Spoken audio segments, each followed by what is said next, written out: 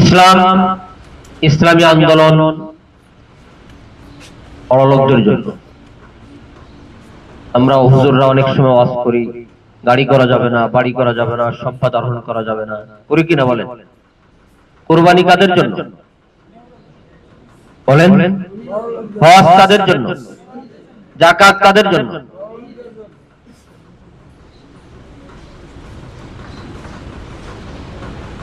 উসমানের আগে কি ছিল, পরে কি ছিল? কুনিয়াত উসমান গনি, সম্পদশালী ছিলেন তিনি। সাহাবীদের মধ্যে অনেক সম্পদ তার ছিল। হযরত ওমর রাদিয়াল্লাহু তাআলার সময় যখন দুর্ভিক্ষ দেখা দিল, ৭৪-এর মানান্তর দেখছেন নাকি কেউ?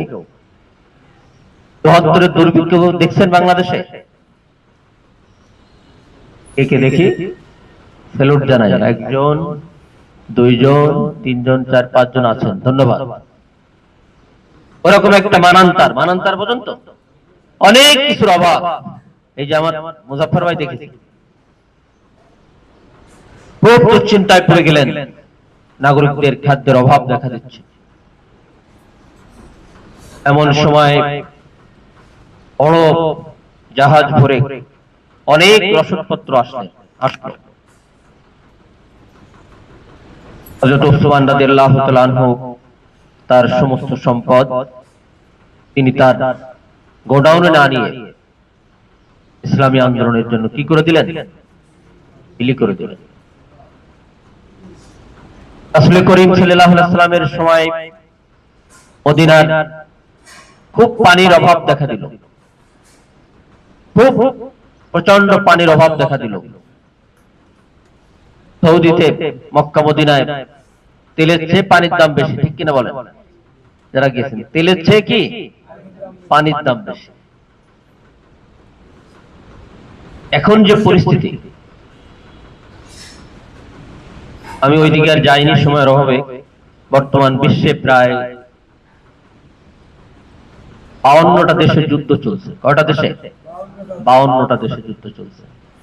ইরান এবং আমেরিকা তো যে যুদ্ধ শুরু হয়েছে, ইসরায়েল সহ সবকিছু আমাদের নলেজে আছে একজন সচেতন কর্মী হিসেবে। মক্কা এবং মদিনায় প্রায় 8টার মতো পানি শোধনাগার আছে। গত কয়েকদিন আগের পেপারের সংবাদ। বেশি বাড়াবাড়ি করলে এই সমস্ত পানি শোধনাগারে ইরান কি করবে? হামলা করবে। এই পানি শোধনাগার যদি ধ্বংস হয়ে যায়, তাহলে মক্কা মদিনা কি হয়ে যাবে? অচল হয়ে যাবে। এই সমস্ত মিডিল ইস্টের রাষ্ট্রগুলো কি হয়ে যাবে? অচল হয়ে যাবে। এই জন্য এখন সমঝোতার জন্য চেষ্টা করছে। আজকে বোধহয় মিটিং হওয়ার সম্ভাবনা আছে পাকিস্তানের মাধ্যমে। যাই হোক, ওদিকে আমি যাচ্ছি না। রাসূল করিম সাল্লাল্লাহু আলাইহি ওয়াসাল্লামের মনে খুব দুঃখ। একদিন এরকম বসে আছে, উসমান রাদিয়াল্লাহু তাআলার সামনে বসা আছেন, আর কিছু সাহাবারা বসা আছেন।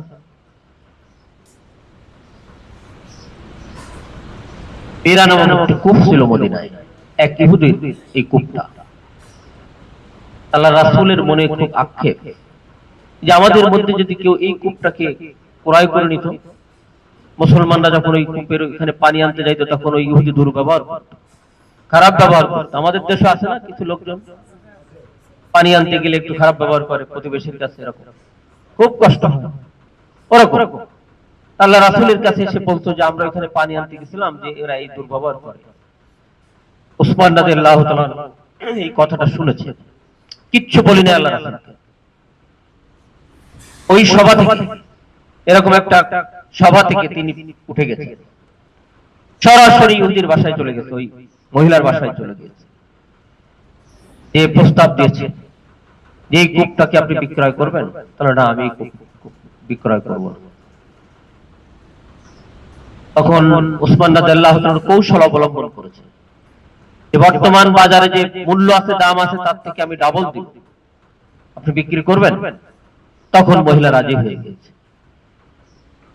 এই জিনিসের দাম এত আছে, যদি ডাবল পেয়ে যায় অনেক সময় কি রাজি হয়ে যায়। উসমান রাদিয়াল্লাহু তাআলার উদ্দেশ্য হচ্ছে যত টাকা চায় তত টাকা দিয়ে আমি ওইটা কি করব? ক্রয় করব। তো মহিলার কাছ থেকে ওইটা ক্রয় করে এনে রাসূলের কাছে সালাম দিয়ে বললেন, ইয়া রাসূলুল্লাহ, আমি এই বেরা নামক এই কূপটি ক্রয় করেছি এবং এইটা আজকে থেকে আমি মুসলমানদের জন্য দান করে দিলাম। এই যে স্যাক্রিফাইস, এই যে কোরবানি, এই যে ত্যাগ, এই সমস্ত কারণেই তো ইসলাম প্রতিষ্ঠিত হয়েছিল। হযরত আলী রাদিয়াল্লাহু তাআলা আমরা অনেক সময় ডিসিশন দিলে ভুগি, সিদ্ধান্তে ভুগি, যে মুজাফফর ভাই যে গুহাই তো বলেছে আজকে এখানে কি ঘুম আসতেছে, তার ঘুম আসে একটু দাঁড়ায় যেতে হবে। ইকু ভাই বললেন আব্দুর রহমান ভাইকে, এখানে আব্দুর রহমান ভাই আছেন একজন নাকি? আব্দুর রহমান ভাইকে বললেন যে আজকে এই শিক্ষা শিবির শেষে আপনি অমুক জায়গায় চলে যাবেন, যে দাঁড়িয়ে থাকবেন, আমাদের এমপি সাহেব আসবেন, তাকে রিসিভ করে নিয়ে আসবেন। হতে পারে না? হযরত আলী রাদিয়াল্লাহু তাআলা তখন কঠিন এক সময় আল্লাহ রাসূল তাকে সিদ্ধান্ত দিলেন। আলীকে ডেকে বললেন, আজকে রাতে তুমি প্রস্তুত থেকো। শোনা যাচ্ছে পিছনে?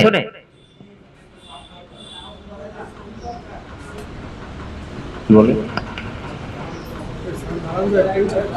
জি, শোনা যাবে, শোনা যাবে।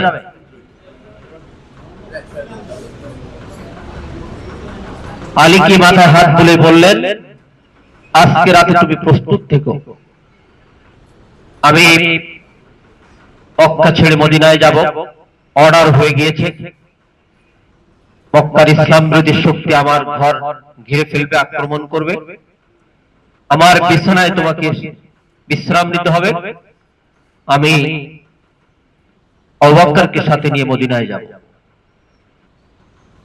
হযরত আলী রাদিয়াল্লাহু তাআলা আনহু জিজ্ঞেস করেছিলেন, ইয়া রাসূলুল্লাহ, আপনাকে না পেয়ে তো আমাকে কাফেররা শেষ করে দিবে, এই প্রশ্ন করেছিলেন। আমার জীবনে বিপদ আসবে, এই প্রশ্ন করেছিলেন। আমি থাকতে পারবো না রাতে, এই প্রশ্ন করেছিলেন। সব কিছুকে বাদ দিয়ে আলী রাদিয়াল্লাহু তাআলা আনহু রাসূলের এই আহ্বানে সাড়া দিয়ে তিনি সেদিন রাসূলের বিছানায় কি করেছিলেন? বিশ্রামে ছিলেন। এই ঘটনা আমরা সকলে জানি। এই যে ত্যাগ, এই যে সাহসিকতা, এই যে স্যাক্রিফাইস, এই যে কুরবানি, এই যে নিজেকে বিলিয়ে দেওয়া, এই যে আনুগত্য, আজকে আমরা অনেকেই কিন্তু এগুলো করতে পারি না। আমার উপরে, আপনার উপরে যখন আমাদের ঊর্ধ্বতন কোন লিডার, দায়িত্বশীল ভাইয়েরা কোন সিদ্ধান্ত দেয়, তখন আমরা অনেকগুলো অজুহাত সামনে এনে দাঁড় করানোর চেষ্টা করি। ইসলামকে বিজয়ী করতে হলে, প্রতিষ্ঠিত করতে হলে, ইসলামকে রাষ্ট্র ক্ষমতায় নিতে হলে সামিনা শুনলাম এবং মেনে নিলাম, এই ধরনের স্যাক্রিফাইস, এই ধরনের আনুগত্য, এই ধরনের কুরবানি, এই ধরনের ত্যাগ যদি আমরা করতে পারি, তাহলেই আল্লাহ তাআলা আমাদের হাতে রাষ্ট্র ক্ষমতা দিবেন। এখন আমাদের এই ত্যাগের, এই কুরবানির অভাব আছে বলেই আমাদের 68 আসনে বেঁধে দিয়েছে। অনেকেই এই নির্বাচনের পর হতাশ। কি হলো? আপনারা হতাশ হয়েছেন নাকি? না, আল্লাহ তাআলা কখনো সাধ্যের অতীত বোঝা চাপিয়ে দেন না। যার উপরে যতটুকানি বোঝা দায়িত্ব দিয়েছেন, এটুকানি আমি বহন করতে পারবো বলে আল্লাহ তাআলা দিয়েছেন। সম্মানিত উপস্থিতি, এরপরে আমরা আসি